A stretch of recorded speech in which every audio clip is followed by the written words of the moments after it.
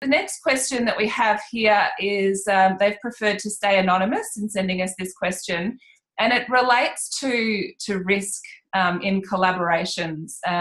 And this question relates to disability service providers and the growing competitive quasi-market that's being established by the NDIS. So the question here, Sharon, Linda, is how do you approach and manage partnership conversations with potentially hostile stakeholders, particularly in sectors or spaces, for example, quasi-markets, where partnerships are crucial to everyone's success, including the clients? Do you have any recommendations for constructing a persuasive argument to engage competitors in collaborative efforts, for example, in the area of care coordination?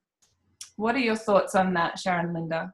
That's really topical at the moment, and we've talked to a lot of NDIS organisations that are now being forced to be more market-facing, i.e. competing for clients, whereas previously they had block funding from government and their clients were allocated to them. So it's driving a different type of behaviour and skills that aren't natural in an organisation that's been doing things a certain way for probably the last 50 years. So undoubtedly it's causing a fair bit of unease within the sector. And there's for sure a place for both charitable and for-profit organisations working in this space. There's plenty of need, there's plenty of work to be done.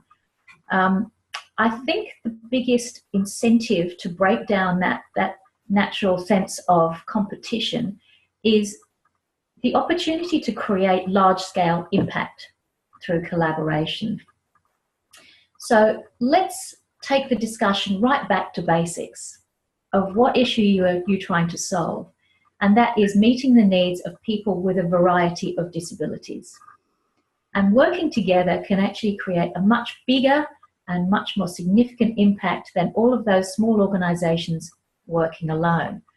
But the changes in the system do require a new way of thinking.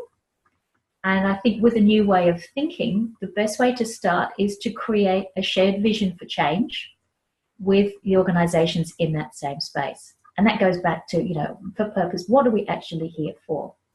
And undoubtedly what we've seen is that collaborations are more successful in achieving bigger block funding, whether it's from government or from philanthropists or private trusts and foundations, than small organisations that cannot demonstrate sufficiently why they're different or why they're doing something significant. So it really goes to the heart of collective impact rather than a traditional corporate charity fundraising model.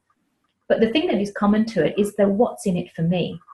So really the challenge for this questioner is to articulate to her fellow organisations very clearly the what's in it for me, and the significant uplift in impact and reach and the ability to win bigger chunks of funding should be a great place to start.